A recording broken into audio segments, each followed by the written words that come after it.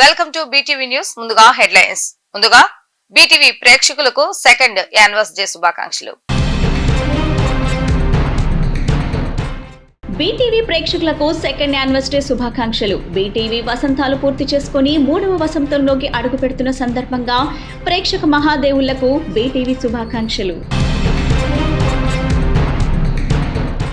రాష్ట్రంలో నెలకొన్న పండుగ వాతావరణం. నేడు రాష్ట్ర వ్యాప్తంగా పింఛన్ల పంపిణీ కార్యక్రమం. ఈ కార్యక్రమాన్ని స్వయంగా ప్రారంభించిన ముఖ్యమంత్రి చంద్రబాబు, మంత్రి నారా లోకేష్. తొలి పెన్షన్ను అందజేసిన ముఖ్యమంత్రి చంద్రబాబు. స్వయంగా చంద్రబాబు లబ్ధిదారుల ఇంటికి వెళ్లి పెన్షన్ను అందజేసిన వైనం.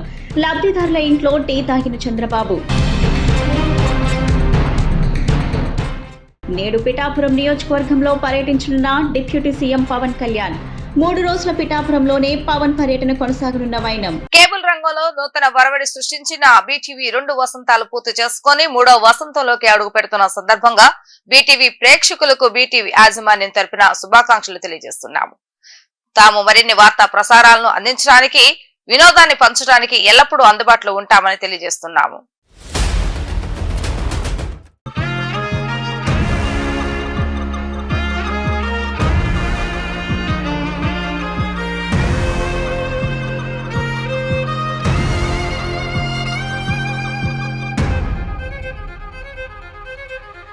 Run me up, I'm on the clock. Put me on top, everybody drop.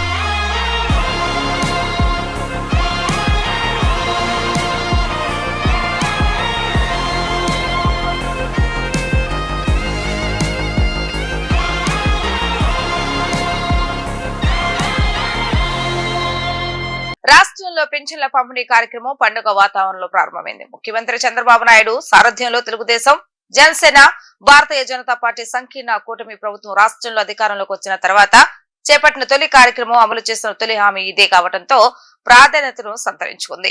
ఈ కార్యక్రమాన్ని చంద్రబాబు నాయుడు, ఐటీ శాఖ మంత్రి నారా లోకేష్ స్వయంగా ప్రారంభించారు. రాజధాని అమరావతి పరిధిలోని పెనుమాకలో స్వయంగా అర్హులకు వాళ్ల ఇళ్ల వద్దే పెన్షన్ మొత్తాన్ని అందజేశారు. తెలుగుదేశం పార్టీకి చెందిన ఎమ్మెల్యేలు ఇందులో పాల్గొన్నారు. మేళతాళాలు, డప్పు చప్పులతో పెనుమాకలో కోలాహలం నెలకొంది. రాష్ట్ర వ్యాప్తంగా 65.31 లక్షల మంది వయోధిక వృద్ధులు, వికలాంగులు, వితంతువులు, ఒంటరి మహిళలకు ముఖ్యమంత్రి చంద్రబాబు ప్రభుత్వం సామాజిక భద్రత పెన్షన్ మొత్తాన్ని ఇదివరకే పెంచింది చంద్రబాబు ప్రభుత్వం. పెన్షన్ కింద గత ప్రభుత్వం 3,000 రూపాయలు చెల్లించగా ప్రస్తుతం ఈ మొత్తం 4,000 రూపాయలకు చేరింది. పెంచిన పెన్షన్ మొత్తం ఏప్రిల్ 1వ తేదీ నుంచి అమలైంది.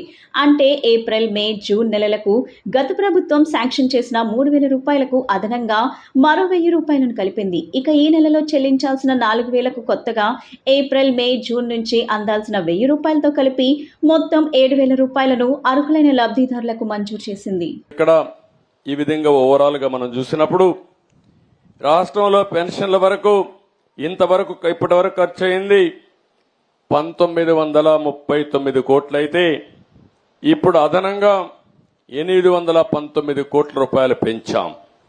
మొత్తం ఈరోజు 1,650 కోట్ల రూపాయలు 3 నెలల్లో బకాయిలు ఇస్తే 1,650 కోట్లు ఇస్తున్నాం.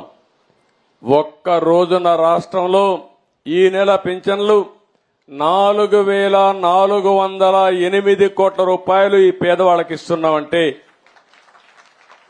దీనికంటే కూడా శుభ సందర్భం, దీనికంటే కూడా మంచి రోజు లేదని చెప్పి కూడా నేను మీకు తెలియజేస్తున్నా. ఇప్పుడే నేను ఒక ఇంటికి పోయాను, ఆ ఇంట్లో మాట్లాడాను. ఆ ఇంట్లో మీరు చూస్తే బనావత్ రాములు ఓల్డేజ్ వృద్ధాప్య పింఛన్ ఇచ్చాం, ఆయనకి 7,000 రూపాయలు ఇచ్చాను. అదే మరిగా ఆయన భార్య ఏదైతే బనావత్ సీత సిఆర్డీఏ పెన్షన్ ఇస్తానన్నాను, 5,000 రూపాయలు సిఆర్డీఏ పెన్షన్ ఇచ్చాం. ఇంకొక పక్క ఆయన కూతురు, ఆ అమ్మాయి కూడా భర్త చనిపోయి విడోగా ఉంది. ఆ అమ్మాయికి సాయి, ఆ అమ్మాయికి ఓల్డేజ్ పెన్షన్ భర్త చనిపోయిన దానిపైన 4,000 ప్లస్ 3,000 7,000 రూపాయలు ఇచ్చాం. ఆ ఇంట్లో ఆ సాయి అనే అమ్మాయికి కొడుకు పావనున్నాడు. ఇంకో కొడుకు కళ్యాణ్ ఉన్నాడు. పావన్ అయితే ఇంటర్మీడియట్ చేస్తున్నాడు. కళ్యాణ్ అయితే 7వ తరగతి చదువుతున్నాడు. ఇంకొక పక్కన ఇంకొక కూతురు డాక్టర్ కూడా దుర్గా అనే ఒక అమ్మాయి ఉంది. ఆ అమ్మాయి కూడా అక్కడికక్కడగా కొద్దిగా ఆరోగ్యం సరిగా లేకుండా డమ్ అండ్ డఫ్గా ఉంది. ఒక కుటుంబ గాథ చూసినప్పుడు ఆ కుటుంబాన్ని నేను అడిగాను. చుట్టుపక్కలన్నీ ఇండ్లున్నాయి, మంచి ఇండ్లున్నాయి. పక్కన వాళ్ళ తమ్ముడే మిద్ది కట్టుకున్నాడు. ఈయన మాత్రం పూరింట్లో ఉన్నాడు. ఇల్లు కూడా కురుస్తా ఉంది. నేను అడిగాను ఆయన్ని, ఏంటిది అని అడిగాను. ఓసారి దురదృష్టం కూడా వెంటాడుతుంది, ఓసారి మనం చేసే పనులు కూడా కలిసి రావు. ఆ కుటుంబానికి అడిగితే అతను వ్యవసాయం చేశాడు కౌలు తీసుకొని. ఉల్లిపాయలు వేశాడు, ఆనియన్ వేశాడు, దాంట్లో నష్టం వచ్చింది. 8 లక్షల రూపాయలు నష్టపోయాడు. ఒక మామూలు లంబాడా కుటుంబం 8 లక్షలు 9 లక్షలు నష్టపోయాడు. ఇప్పుడు కష్టపడి 9 లక్షలు కష్టాడు. పెద్ద కూతురు వాళ్ళందరూ కూడా ఒక కూతురు పుట్టింది, వాళ్ళు చనిపోయారు, వాళ్ళ బంధువు పెన్ని. రెండో ఈయన కూతురికి భర్త చనిపోయాడు. ఆ అమ్మాయికి 2 పిల్లలు. అందరూ చుట్టుపక్కల చూస్తే పెనబాకంలో అన్ని మిద్దెలు కనపడొస్తున్నాయి. మిద్దెల్లో మధ్యలో ఒక పోరిల్లు. అది చూసినప్పుడు బాధేస్తుంది నాకు. అందుకనే చూస్తానే ఒక మాట చెప్పాను, ఈ ఇల్లు కట్టిస్తామని హామీ ఇచ్చా. పాపం ఇల్లు కట్టుకునే 1,80,000 రూపాయలు ఇస్తానంటే, ఇల్లు కట్టుకునేది కూడా నాకు చేత కాదు, మీరే కట్టించండి అని అంటే నేను చెప్పాను. 3 ఎకరాల 8 సెంట్లు ఏదో భూమి ఉంది, ఇమ్మీడియట్ గా ప్రారంభించి ఇల్లు కూడా కట్టిస్తానని స్పష్టమైన హామీ ఇచ్చా. ఇల్లు కట్టించే బాధ్యత తీసుకుంటాం. ఇక్కడికి వచ్చినప్పుడు నేను మీ అందరికి విజ్ఞప్తి చేసేది, ఇలాంటి వాళ్ళు రాష్ట్రంలో చాలా మంది ఉన్నారు. ఇలాంటి పేదవాళ్ళను ఆదుకోవడమే ఈ ప్రభుత్వం యొక్క ప్రధాన లక్ష్యం. గుంటూరు జిల్లా తాడేపల్లి పెనుమాకలో ఎస్టీ కాలనీలో పాముల నాయక్ కుటుంబానికి సీఎం చంద్రబాబు నాయుడు తొలి పెన్షన్ అందజేశారు. పాముల నాయక్ వృద్ధాప్య పెన్షన్, భార్యకు సిఆర్డీఏ పెన్షన్, కుమార్తెకు వితంతు పెన్షన్ డబ్బులు అందజేశారు. వాళ్ళ ఇంట్లో టీ తాగిన చంద్రబాబు నాయుడు అరగంట పాటు లబ్ధిదారులతో మాట్లాడి వారి సమస్యలు అడిగి తెలుసుకున్నారు. తమకు ఇల్లు కావాలని బాబును నాయక్ కుటుంబం కొరగా కేటాయిస్తానని చంద్రబాబు నాయుడు హామీ ఇచ్చారు.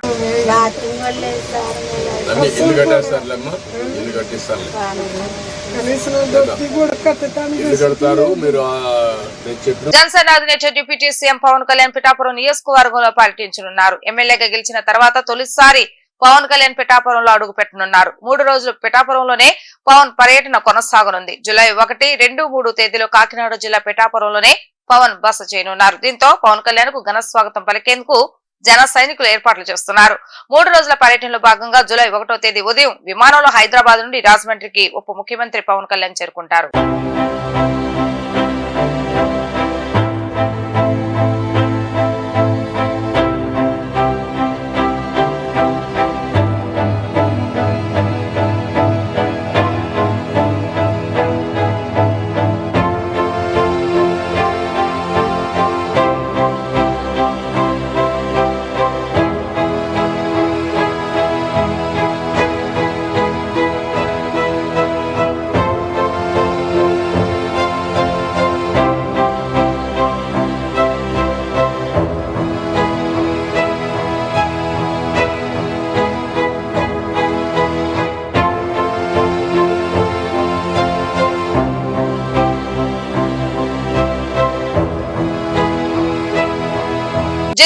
భారీ వర్షాలు కురుస్తాయి. తిరువూరు, మైలవరం, జగ్గీపేట ప్రాంతాల్లో అధిక వర్షపాతం నమోదైంది. ఆదివారం నమోదైన వివరాల ప్రకారం తిరువూరులో 69.4, జీ కొండూరులో 62.6, రెడ్డిగూడెలో 60.2, మైలవరంలో 54.4, విసన్నపేటలో 52.2, జగ్గీపేటలో 50.2, ఇబ్రహీంపట్నంలో 45.2, పెనగంచిప్రులో 43.6, వీరలపాడులో 43.4, చంద్రలపాడు, విజయవాడ తూర్పు 40.4, విజయవాడ ఉత్తరంలో 40.2, విజయవాడ సెంట్రల్ పశ్చిమ 39.4, నందిగామలో 38.8, కంచచర్ల విజయవాడ గ్రామంలో 37.2, ఏకొండూరులో 35.4, గంపలగూడలో 34.4, వత్సవాయలు 32.2 మేల వర్షపాతం నమోదైంది.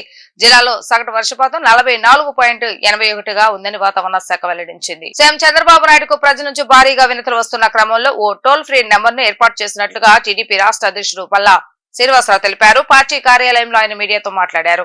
సీఎంకు వినతులు ఇచ్చేందుకు జనం పోటెత్తుతున్నారని, వినతుల స్వీకరణ సులభతరం చేసేలా ఫిర్యాదుదారులకు ఇబ్బందులు లేకుండా చేసేందుకు ఈ నెంబర్ అందుబాటులోకి తెచ్చినట్లుగా చెప్పారు. ప్రజలు వారి యొక్క సమస్యలను 73062999 కు ఫోన్ చేసి తెలియజేయాలన్నారు. ప్రాధాన్యతను బట్టి ముఖ్యమంత్రిని కలిసే అవకాశం కల్పిస్తామని తెలిపారు. ప్రజలు ఈ సదుపాయాన్ని సద్వినియోగం చేసుకోవాలని వారు సూచించారు.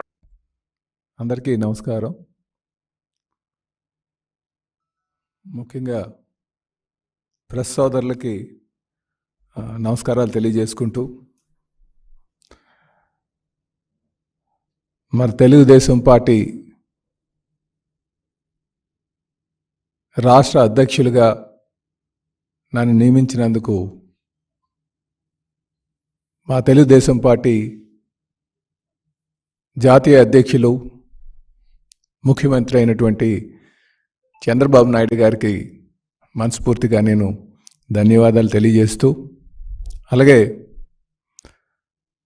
మా యువ నాయకులు తెలుగుదేశం పార్టీ జాతీయ ప్రధాన కార్యదర్శి అలాగే హెచ్ఆర్డి మినిస్టర్ అయినటువంటి లోకేష్ బాబు గారికి కూడా కృతజ్ఞతలు తెలియజేసుకుంటూ, అలాగే ఈరోజు ఈ పదవి నాకు వచ్చింది అంటే నాకు నిజంగా అంటే కీర్తిశేషులు నందమూరి తారక రామారావు గారు పెట్టినటువంటి పార్టీకి నాకు రాష్ట్ర అధ్యక్షులుగా రావడం అంటే నాకు నా పూర్వజన్మ సుకృతంగా నేను భావిస్తున్నా అని చెప్పి ఈ సందర్భంగా తెలియజేస్తున్నా.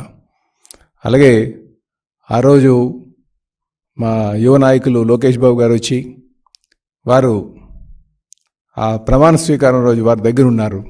వారికి మరీ ప్రత్యేకంగా నేను ధన్యవాదాలు తెలియజేసుకుంటున్నా.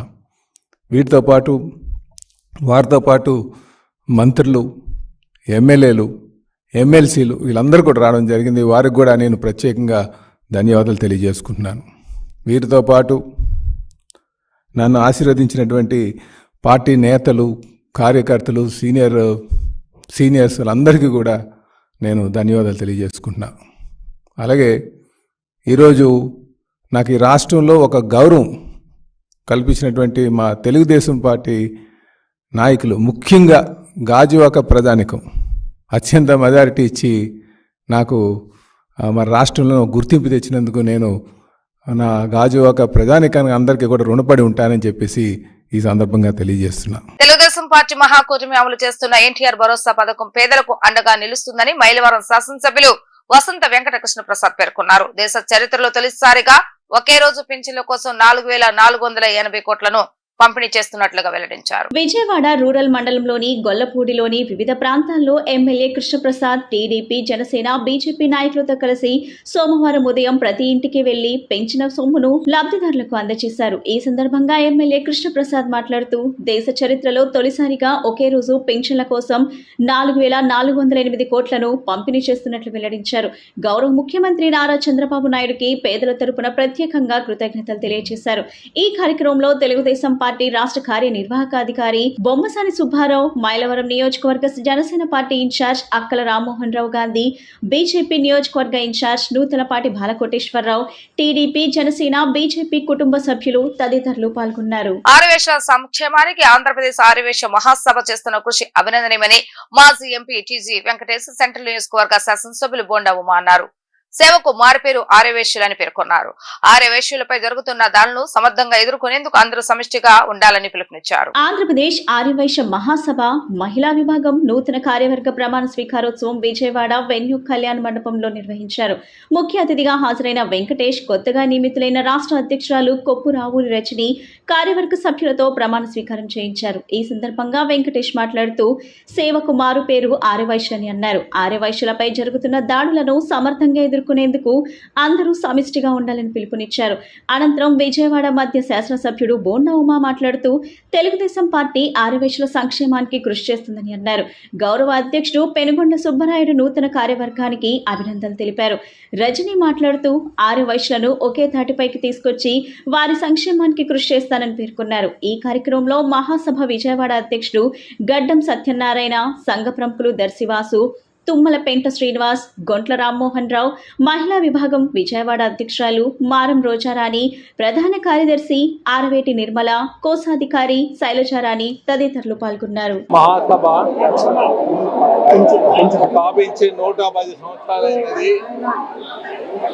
ఈ మహాసభలో పెద్దలు రోసయ్య లాంటి వారు కూడా అధ్యక్షులుగా ఉండేవారు. మహాసభ ప్రాముఖ్యత ఏమంటే వైశ్యుల ఇబ్బందులని ఒక రిప్రజెంటేషన్ చేసేదానికి ఈ సభ ముందు నుంచి గౌరవప్రదంగా ఉన్నది. గత ప్రభుత్వంలో ఎలక్షన్లు పెట్టకుండా 4 సంవత్సరాలు ఒక పొలిటికల్ ఇన్వాల్వ్మెంట్తో ముందుకు పోవటం జరిగింది. గత ప్రభుత్వం ఉండగానే ఎలక్షన్స్ పెట్టించి మరి మహాసభకు ఒక పూర్వ భోగ్యం కలిగే విధంగా ముందుకు పోవటం జరిగిందని తెలియజేస్తున్నాను. వైశ్యులకు ముఖ్యంగా ఆర్యవైశ్య కళ్యాణ మండపంలో, ఆర్యవైశ్య టెంపుల్లో వారితోనే ఉండేటట్ల ప్రభుత్వంతో జీవో కూడా ఇప్పించడం జరిగింది. అంతేకాకుండా ఆర్యవైశ్యుల హక్కుల సాధనతో ఆర్యవైశ్య మహాసభ మిగతా మిత్రులతో నంద్యాలలో బై ఎలక్షన్స్ ఉన్నప్పుడు చంద్రబాబు నాయుడు గారి ద్వారా ఆర్యవైశ్యులకు సపరేటు ఒక ఫైనాన్షియల్ ఆర్గనైజేషన్ ఏర్పాటు చేయడానికి కమిట్మెంట్ తీసుకోవటం, అది చంద్రబాబు నాయుడు గారు నెరవేర్చడం కూడా జరిగింది. దురదృష్టవశాత్తు అటువంటి కార్యక్రమం 4 సంవత్సరాలుగా మూలన పడింది. మరి ఇప్పుడు చంద్రబాబు గారి ప్రభుత్వం వస్తున్నది కాబట్టి మహాసభకు, మా ఆర్యవైశ్యులకు అందరికీ శుభం కలిగే విధంగా బీద వైశ్యులకు కూడా ఆ నిధులు ఏర్పాటు చేసి వారిని ముందుకు పోయే విధంగా చంద్రబాబు ప్రభుత్వంలో జరుగుతుందని తెలియజేస్తున్నారు. ఆధ్వర్యంలో పెద్ద ఎత్తున ఈ కార్యక్రమం జరగడం జరిగింది. దీనికి టీజీ వెంకటేశ్వర ముఖ్య అతిథిగా రావడం జరిగింది. దాదాపుగా 12 మంది మహిళలు దీనికి రావడం జరిగింది. కొప్పురావు రజనీ గారు ఈ మహిళా విభాగానికి అధ్యక్షులుగా ఎన్నుకోవడం జరిగింది. మేము ఈ సమాజానికి ఆర్యవైశ్యులకి ఎంతో సేవ చేయాలని చెప్పి ఈ కార్యక్రమానికి చేస్తున్నాము. తప్పకుండా ఈ మహిళలకి కానీ పేద ఆర్యవైశ్యులకి ఎంతో సేవ చేయాలని చెప్పి మా కోరిక. అలానే టీజీ వెంకటేష్ గారు, అలాగే బోనోము వీళ్ళందరూ ఈ కార్యక్రమం రావడం జరిగింది. విజయవాడలో కూడా ఈ బిల్డింగ్ కూడా త్వరలో కడతామని తెలియజేస్తూ మీ అందరికీ ప్రెస్ ద్వారా తెలియజేస్తున్నాను. ఈ రోజు ఇక్కడ ఆంధ్రప్రదేశ్ ఆర్యవైశ్య మహాసభ రాష్ట్ర మహిళా నూతన కార్యవర్గ ప్రమాణ స్వీకార మహోత్సవం జరుగుతుంది. ఇదంతా కూడా మాకు టీజీ వెంకటేష్ గారి సారథ్యంలో ఈ రోజు ఈ కార్యక్రమం అంగరంగ వైభవంగా జరపడం జరిగింది. ఈ కార్యక్రమాన్ని ఈ ఆర్యవైశ్య మహాసభ గౌరవ అధ్యక్షుడు పెనుగొండ సుబ్బరాయుడు గారు, అధ్యక్షుడు చిన్ని రామ సత్యనారాయణ గారు, అలానే ఈ కార్యక్రమాన్ని అంతా భుజాన వేసుకొని ఈ ఆర్యవైశ్య మహాసభ కోఆర్డినేటర్ దర్శివాసు గారు, అలానే మహాసభ మా సెక్రటరీ, ట్రెజరర్ వాళ్ళందరూ మిగిలిన మా కార్యవర్గ సభ్యులందరి సహకారంతో ఈ రోజు ఇక్కడ ఇంతమంది మహిళలు పార్టిసిపేట్ చేసి ఈ రోజు ఈ కార్యక్రమాన్ని ఇంత సక్సెస్ఫుల్ గా చేయడం జరిగింది. ఆంధ్రప్రదేశ్ లో ఉన్న అన్ని జిల్లాల నుండి అందరు మహిళలందరూ తరలి వచ్చి ఈ రోజు మార్నింగ్ వర్షం ఉన్నా కూడా ఎక్కడెక్కడి నుంచో దూరభరాలు ప్రయాణం చేసుకొని ఈ రోజు ఇక్కడికి వచ్చి ఈ కార్యక్రమాన్ని ఇంత విజయవంతం చేయడం జరిగింది. దీని మా లక్ష్యం వల్ల ఒకటే, ఎప్పుడైనా సరే సమాజంలో ఎవరికైనా ఆర్యవైశ్య మహిళలకి అన్యాయం జరిగినా, వాళ్ళకి ఎటువంటి ఇబ్బందులు కలిగినా కూడా వారికి మేము వెన్నంటూ ఉంటాము. వారికి కావాల్సిన సహాయం మేము అందించడానికి మేము సిద్ధంగా ఉన్నాం. ఎవరికైనా ఎక్కడైనా సరే ఒకవేళ మా పేద ఆర్యవైశ్య మహిళలు కానివ్వండి, ఎవరైనా సరే మా ఆర్యవైశ్యులందరికీ కూడా అండగా నిలబడి మేము మా వంతు మేము ఏం చేయాలో అభివృద్ధి కార్యక్రమాల్లో కానీ వారి అందించాల్సిన సహాయ సహకారాల్లో కానీ మేము ముందుంటాము. Thank you. మా అధ్యక్షురాలు అనేక సేవా కార్యక్రమాలు చేయని తలంపుతో నూతన అధ్యక్షురాలుగా ప్రమాణ స్వీకారం సందర్భంగా వివిధ జిల్లాల నుంచి తరలి వచ్చిన, అలాగే విజయవాడలోని మీ press media, electronic media, print media వాళ్ళు మరి ధన్యవాదాలు. మీరందరూ రజనీ గారు ఇచ్చిన ఆతిథ్యాన్ని స్వీకరించవలసిన కోరుచున్నాం. ఎన్టీఆర్ జిల్లా ఇబ్రహీంపట్నంలో గుండెముకల వ్యాధుల మెగా వైద్య శిబిరాన్ని నిర్వహించడం జరిగింది. ప్రజలకు ముందస్తు జాగ్రత్త చర్యగా ఈ మెగా వైద్య శిబిరాన్ని నిర్వహిస్తున్నామని doctor Mohan Rao memorial trust hospital trauma centre నందు డాక్టర్ మోహన్ రావు తెలియజేశారు. ఇబ్రహీంపట్నంలో doctor Mohan Rao memorial trust hospital trauma centre నందు doctor Mohan Rao memorial trust hospital trauma centre వారి ఆధ్వర్యంలో నిన్న గుండె ఎముకల వ్యాధుల వైద్య శిబిరం నిర్వహించారు. ఈ సందర్భంగా జరిగిన కార్యక్రమానికి డాక్టర్ మామిడి సీతారామరావు అధ్యక్షత వహించారు. ఈ సందర్భంగా రాష్ట్ర తెలుగుదేశం నాయకులు జంపాల సీతారామయ్య ముఖ్య అతిథిగా పాల్గొన్నారు. ఈ సందర్భంగా జంపాల సీతారామయ్య మాట్లాడుతూ doctor Mohan Rao memorial trust hospital trauma centre Ibrahimpatnam వారు నిర్వహిస్తున్న ఉచిత వైద్య శిబిరంలోని సేవల్ని ప్రజలందరూ ఉపయోగించుకోవాల్సిందిగా కోరారు. Doctor Mohan Rao memorial trust చేస్తున్న సేవలకు అభినందనలు తెలిపారు. ఈ కార్యక్రమంలో జన విజ్ఞాన వేదిక జిల్లా ఉపాధ్యక్షులు పట్ల కామేశ్వరరావు, వేద ప్రజా సంఘాల నాయకులు, స్థానిక ప్రజలు పాల్గొన్నారు. ఈ ఉచిత వైద్య శిబిరంలో డాక్టర్ మామిడి రత్నమోహన్ రావు మరియు డాక్టర్ తబీష్ సయ్యద్ రోగులకు ఉచితంగా మందులు అందజేశారు. ఈసీజీ, ఆర్బీఎస్, క్రియేటిన్, హెచ్పీఏఐసీ, ఎక్స్రే, ఆర్ఎండి తదితర వైద్య పరీక్షలు 100 మందికి పైగా చేయించుకున్నారు. ఈ కార్యక్రమంలో doctor K Pallavi, S Purnima, Sravya, ఆసుపత్రి సిబ్బంది పాల్గొన్నారు.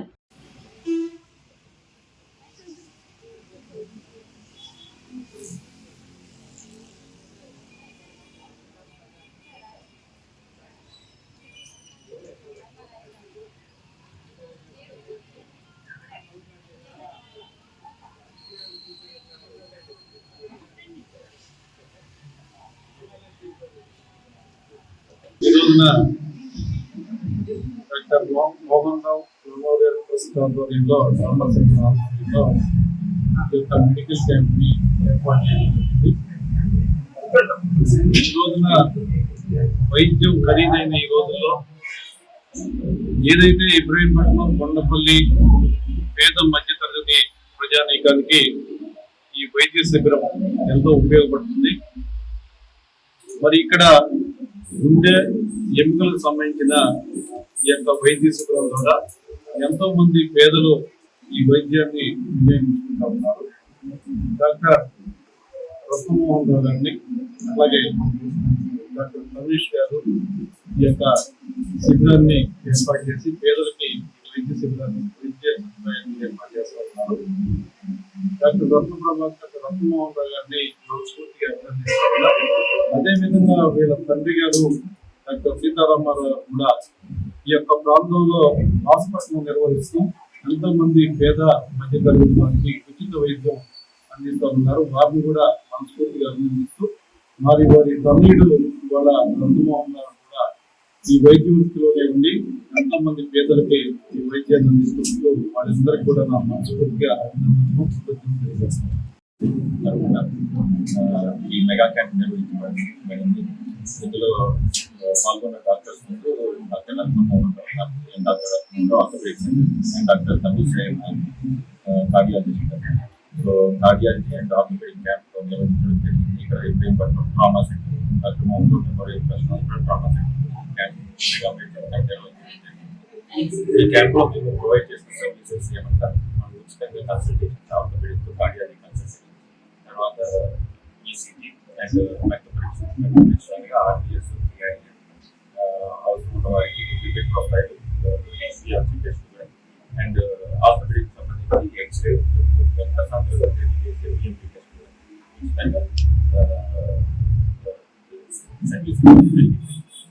తర్వాత ఈ క్యాంప్ ఉద్దేశం ఏమన్నా మనకి పట్టణ గ్రామీణ ప్రాంతాల ప్రజలకు చెరువులో ఈ కార్పొరేట్ వైద్యం తీసుకురావాలని ఉద్దేశం. ఈ క్యాంప్ ఫ్యూచర్ లో కూడా ఇంకా చాలా 6 months ఒకసారి క్యాంప్స్ పెట్టాలని. ఈరోజు కాబట్టి ఎంతమంది హాజరైంది సుమారుగా మనకి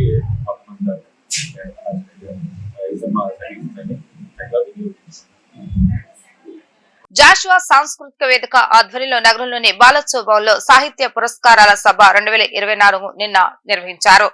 మాసిపోని మరకలు పుస్తకాన్ని అట్టడ అప్పలనాయుడు ఆవిష్కరించారు. ఈ సందర్భంగా ఆయన మాట్లాడుతూ చాలా మంది రచయితలు ఫిర్యాదు రచనలే చేస్తున్నారని అన్నారు. చాలా కథలు వృద్ధులు, పిల్లలు, మహిళలు, పురుషులు కొన్ని సామాజిక ఉపరితలలో ఉన్నటువంటి గందరగోళం నుండి సృష్టించడానికి పనికి వచ్చే కొన్ని వస్తువులను కథలుగా రాస్తున్నారని, కీలకమైన అంశాలను వదిలేస్తున్నారని చెప్పారు. విస్తపన, స్థాపన 2 కార్యక్రమాలు ఏ ప్రభుత్వమైనా ఏ రాజ్యమైనా చేస్తున్నాయని అన్నారు. వర్గరహిత సమాజం చేయాలంటే ఉత్పత్తిలో పాల్గొన్న వారే మారుస్తారన్నారు. ఉత్పత్తిలో ఉన్న శక్తులను విస్థాపన చేస్తున్నారని అన్నారు.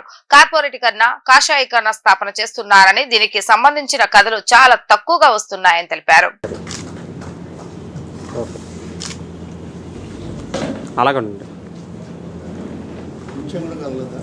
రాత్రులు శ్రమించి ఆకలితో అలమటించి అన్నమో అన్నమోయని విలపించు వారెందరో, కూటి కొరకు అరచి అరచి కాటికెళ్ళు వారెందరో, కూటి కొరకు అరచి అరచి కాటికెళ్ళు వారెందరో, కాటికెళ్ళు వారెందరో. భారతదేశమా భాగ్యదేశమా అన్నపూర్ణయ ఇది అన్నశూన్యయ. నోట్ ఇచ్చారు. సాహిత్యం ఫిర్యాదు చేయకూడదు, తిరుగుబాటు చేయాలి.